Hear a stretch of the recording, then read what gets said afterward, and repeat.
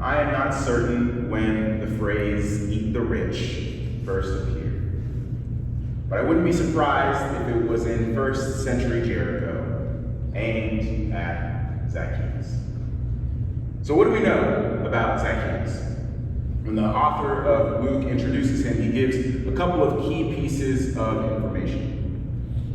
Him being short is not one of them, just so you know. The first key piece of information is that Zacchaeus is a chief tax collector. And the second is that he's rich. Now, despite this being a rather bare bones introduction, these two details actually give us a lot of information about the kind of person Zacchaeus probably is. The tax system during Roman imperial occupation was not like ours is today. Tax collectors, who were often Jews appointed by Rome, would place bids based on how much tax they thought they could collect in a given area. Whoever placed the highest bid would win the right to become the chief tax collector for that region. The winner would pay the sum up front, and then they employed underlings who collected taxes from the public to recoup the cost of the bid. So it's pretty easy to see how a system like this could be exploited. Many tax collectors gained massive profits for themselves by simply collecting more taxes than was necessary to recoup the cost of the original bid. So in addition to these profits, tax collectors gained a reputation as some of the most disliked people in Israel.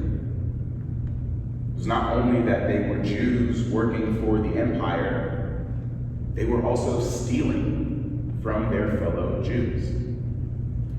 When writers from this time period make lists of the worst people in society, they put tax collectors alongside robbers and murderers. And Zacchaeus is not just a tax collector. He's not one of the hired underlings just following orders. He's the one who placed the bid to Rome. He's the guy who controls all the tax collectors in Jericho, and he's rich. The author of Luke wants to make it clear that Zacchaeus is someone who has profited off the oppression and economic exploitation of his people.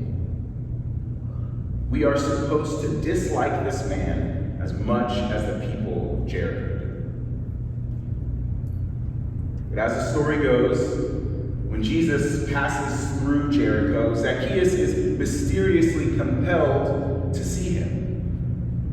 So compelled that he runs ahead of the crowd and climbs a tree, a remarkably embarrassing and shameful thing for a man of his wealth and power to do in public. Jesus sees Zacchaeus in the tree and, to the surprise of the crowd, invites himself over to Zacchaeus' house for dinner. And perhaps overcome by this scandalous invitation to spend time with the Messiah, Zacchaeus pledges to give half of his possessions to the poor and to repay anyone who has been defrauded 4 times over. And in response, Jesus announces to Zacchaeus, everyone watching, that salvation has come to Zacchaeus' house. As he says, for the Son of Man came to seek out and to save the lost. Now, there is a reason why I, and perhaps many of you, learned this story as a kid in Sunday school, probably with the song about Zacchaeus being a wee little man climbing the sycamore tree. We don't have to sing that. We tell this story to kids because it is simple and straightforward. Corrupt, rich man meets Jesus, repents from his sins, Jesus saves him, the end. The arc of this story, as it is often told, conforms perfectly to our theological expectations. And there is nothing wrong with this story. In fact, there is good news to be found in this story. The good news that God can save even the worst of us. And yet, there might be something else going on here. There might be a different story we can tell about Zacchaeus. One that requires us to unravel some of our assumptions about him and people like him. But to tell this different story, we need to do a short grammar lesson. So on the screen, you see the text of Luke chapter 19, verse 8. Zacchaeus stood there and said to the Lord, "Look, half of my possessions I will give to the poor, and if I have defrauded anyone of anything, I will pay back 4 times as much." Now, based on this sentence, we should assume that Zacchaeus is going to do these acts of generosity in the future. Will give, will pay back. These are future tense verbs. The problem here is that the Greek verb that is being translated is not a future tense verb. It is a present tense verb. So a better translation of what Zacchaeus said would look something like this. Half of my possessions I give to the poor. And if I have defrauded anyone of anything, I pay back 4 times as much.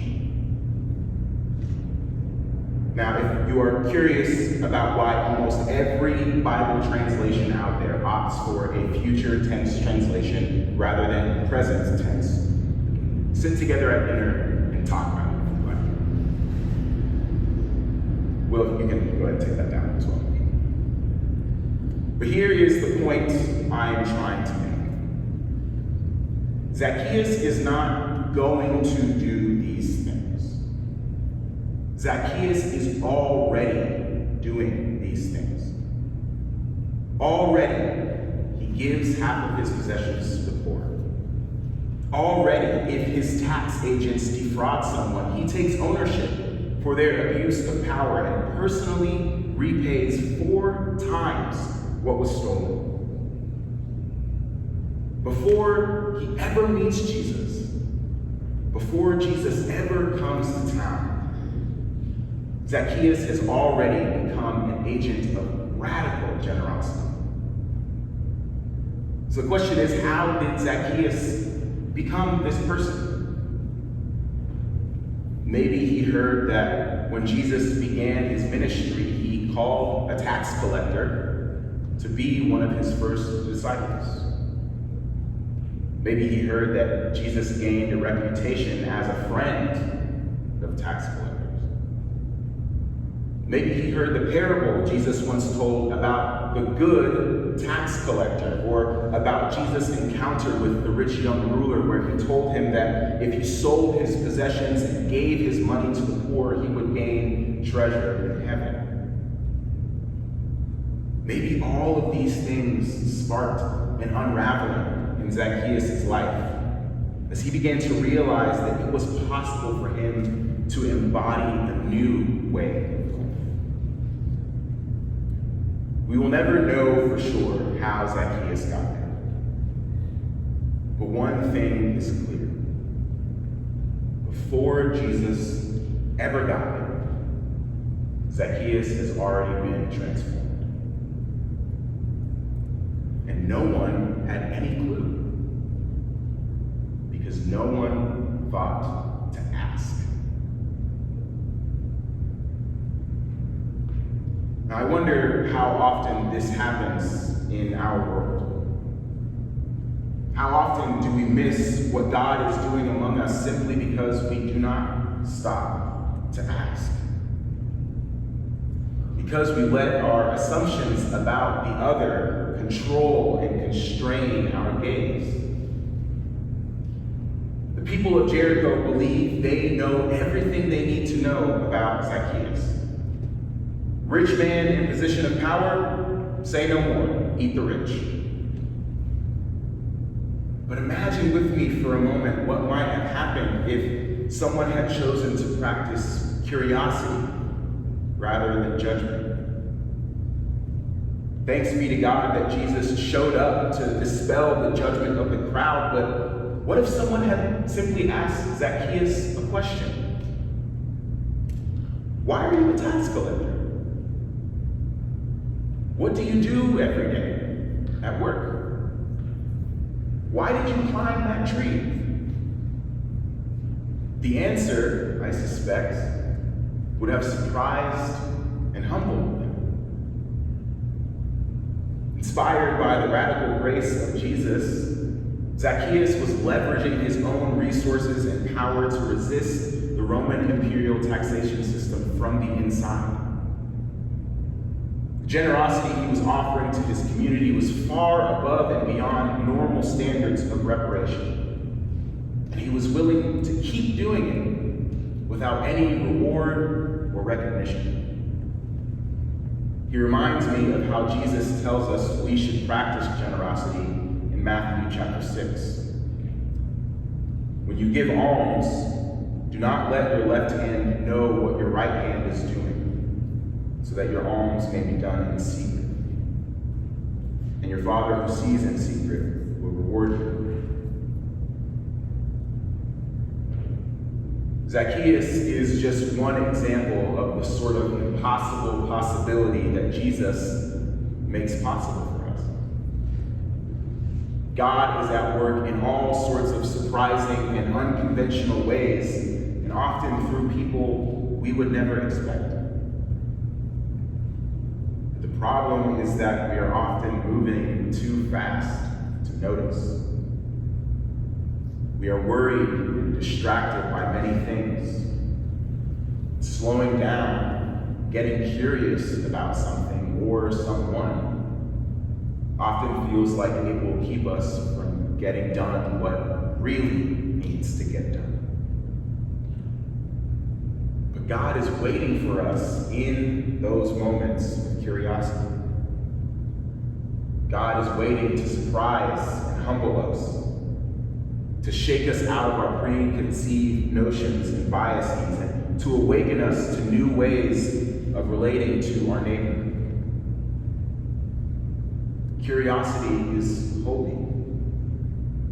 It is holy because it expands our hearts and minds and gives us eyes to see the world the way God sees it, full of wonder and beauty and impossible possibilities.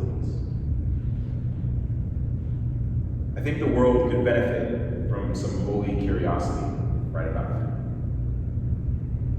A world without curiosity is one where the beggar on the street corner is ignored and goes hungry,